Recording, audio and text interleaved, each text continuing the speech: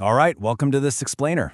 Listen, if you're tracking global finance right now, you know we're watching a massive, literally unprecedented event unfold in real time. We are currently sitting in what might just be the tensest weekend in recent macroeconomic history. I mean it. A ticking time bomb has basically been planted directly under the global currency markets, and we're just counting down the hours until that opening bell rings in Sydney on Sunday evening. So today, we're going to break down exactly how a leaked note, a summer liquidity drought, and a totally locked offline banking system have combined to create the ultimate trap for traders shorting the Japanese yen.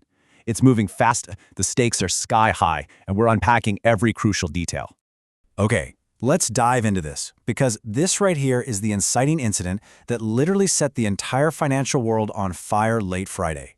A leaked photo, caught by a Reuters photographer during a cabinet meeting at Camp David, revealed U.S. Treasury Secretary Scott Bessent's personal notepad. And right there, sitting on his to-do list, is a chillingly specific instruction: buy Japanese yen, $5 to $10 billion. Wild, right? This isn't some backroom rumor. It is a documented smoking gun exposing Washington's secret plan to actively intervene in the currency market. Normally, global currency dynamics are negotiated in ultra-secure, closed-door central bank video calls. To have all of that completely upended by a camera lens catching a handwritten note, it reads way more like a spy novel than standard finance. Section 1. The Leaked Memo. A Historic Joint Strike. And this brilliantly illustrates why this leaked memo didn't just spark a crisis, but fundamentally rewrote the rules of engagement for the currency market going into the weekend. Reports are actually indicating the New York Fed was already executing trades on behalf of the U.S. Treasury on Friday, selling euros and dollars for yen through megabanks like Goldman Sachs and Morgan Stanley. Now, normally when Japan's Ministry of Finance steps in to prop up its currency, they're flying solo, using their own foreign exchange reserves. When that happens, the market often treats it as a temporary speed bump, assuming Tokyo will eventually just run out of firepower or political capital. But a joint intervention, teaming up with the U.S. Treasury, completely changes the risk profile. Washington explicitly backing Tokyo means short sellers are suddenly staring down a massive structural threat, fully backed by the U.S. Exchange Stabilization Fund. To really put into perspective just how rare this is, look at this number: 15. It has been over 15 years since the U.S. Treasury directly intervened in foreign exchange markets to support the Japanese yen. The last time was way back in 2011, right after the devastating Fukushima earthquake and tsunami. Direct U.S. involvement completely removes the main vulnerability of Japanese intervention, which is the fear that Tokyo might anger Washington by dumping U.S. treasuries to fund their yen buying. Now, Washington is actively joining the fight, making this an unprecedented and frankly deadly threat for macro traders holding short yen positions. Section 2. The Summer Liquidity Trap. So, we've got a historic joint financial strike on our hands. But what makes this situation a true ticking time bomb isn't just the what, it's the when. To understand the absolute danger of this timing right now, in the dead of August, you have to look at the wild ride the yen has been on recently. We've seen it surge rapidly from near 40-year lows around 163.80, crash down to the 157.50 level on suspected intervention, bounce back to consolidate around 160.70, and finally close this Friday at 157.40. The authorities in Japan, and now very clearly the US, have signaled absolutely zero tolerance for unchecked yen weakness. The volatility is already baked right in. But here is where the trap really snaps shut. It's August, you know? The trading desks in London and Wall Street are severely thinned out for summer holidays. Forex market depth drops significantly during this season. In these shallow order books, a $5 billion order doesn't just act like a $5 billion order, it moves the market as violently as a $25 or $30 billion order normally would during peak trading hours.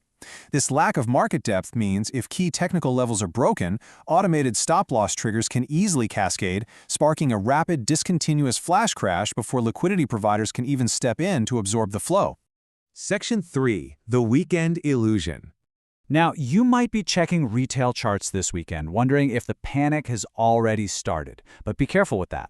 The true engine of global finance, the central banks, the mega banks, the life insurers, they make up 90 to 95% of the market, moving over $9.5 trillion daily.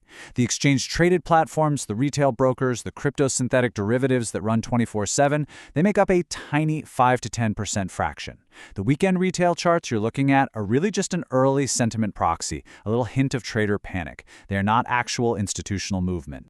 Now, what's really interesting about this slide is how it completely pulls back the curtain on how elite Wall Street actually operates. Unlike stocks on the centralized New York Stock Exchange, foreign exchange is overwhelmingly an over-the-counter, or OTC, market. It's this massive, decentralized, peer-to-peer network between major institutions. And the most critical fact for this specific weekend? This multi-trillion-dollar engine goes completely offline from Friday afternoon all the way to Sunday evening. So why can't the banks just trade the Bessent memo right now? Well, structural, physical constraints. First off, the central bank payment systems, BOJnet in Japan and Fedwire in the US, are shut down. You literally can't settle multi-billion-dollar cash legs. Second, the CLS, which is the infrastructure that eliminates settlement risk for over $6 trillion in daily global FX, is suspended until late Sunday. And finally, credit lines freeze, and algorithmic market-making desks are just unstaffed. The entire $9.5 trillion market is physically locked in a pressure cooker right now, completely unable to express its panic over the leaked U.S. intervention threat. Section 4. The commercial domino effect. The U.S. Treasury isn't the only force putting a massive target on the backs of short sellers here. Consider Japan's domestic financial giants, $1.8 trillion. That is the mind-boggling scale of Japan's Government Pension Investment Fund, or GPIF. Recently, Japan's finance minister Satsuki Katayama made a very deliberate, high-profile push to guide these massive pension funds to shift allocations out of foreign markets and bring them back into domestic Japanese assets. This wasn't just tough talk, it was a strategic threat designed to completely alter how commercial institutions calculate their risk. When the US and Japan intervene, they trigger a very mechanical sequence called the dynamic hedging loop. Step 1. The official intervention violently strengthens the yen. Step 2, Japanese life insurers and commercial banks, who hold massive volumes of U.S. treasuries, suddenly face immediate steep losses on their foreign investments. To stop the bleeding, they are mechanically forced to buy yen forward contracts to hedge their portfolios. Step 3, as hedging costs spike and domestic yields rise, they start repatriating capital back into Japanese government bonds. This effectively turns standard institutional risk management into a massive forced secondary wave of yen buying. In a standard, highly liquid market, this kind of institutional rebalancing might just be absorbed. Carry traders could probably weather the storm, but in our incredibly thin summer market, the threat of Katayama's $75 billion to $400 billion repatriation right before peak holiday season turns domestic asset managers into a lethal weapon. Shallow books are going to amplify every single automated buy order, and low liquidity stop losses will cascade rapidly. Section 5. The opening gap. The climax. And this brings us to the climax, the Sunday evening market open in Sydney. All of this pent-up pressure, all the shock, is going to unleash in one single moment. So the crucial point to understand here is the weekend trade gap. Because the market has been totally closed while this massive macro news was digested, prices won't move smoothly when Sydney opens. Institutional market makers have been sitting in the dark all weekend analyzing the Bessent memo offline. When they turn those machines back on, they will simply refuse to accept buy orders at Friday's price. The market will gap. It will literally skip intermediate prices entirely. If you had a stop loss set, it is not going to trigger at your intended price. It'll suffer severe negative slippage, triggering at whatever extreme new price the market happens to open at. Let's just trace the timeline of this trap. Friday at 5 p.m. Eastern, spot markets closed around 157.40. Over the weekend, the Bessent memo breaks. The pressure cooker seals, and all that pressure builds up offline. Sunday at 5 p.m. Eastern, Sydney opens. Market makers are instantly forced to reprice the U.S. intervention threat the very second the system unlocks. Because of that, we could see a violent gap down to 156.00 or even 155.00 instantly. Once that gap happens, the snowball liquidation loop begins. First, the gap triggers those technical stop losses below 157.00, forcing dollar-long carry trades to unwind, meaning they have to buy in instantly to cover margin calls. Second, the incredibly low market depth of August amplifies these forced buys, making the price leap discontinuously. And third, psychology takes over.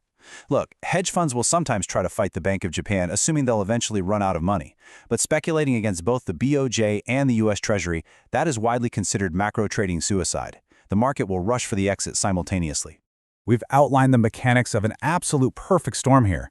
A leaked Treasury memo, a $9.5 trillion market locked offline, domestic Japanese giants forced to repatriate, and a painfully thin, illiquid summer trading environment. All the fuel is stacked, and the match has definitely already been lit. So the only thing left to ask is this. When a historic, coordinated U.S.-Japan financial strike hits a locked, illiquid holiday market, just how explosive will the opening bell truly be? We're about to find out. Keep your eyes on the open, and thank you for joining me on this explainer.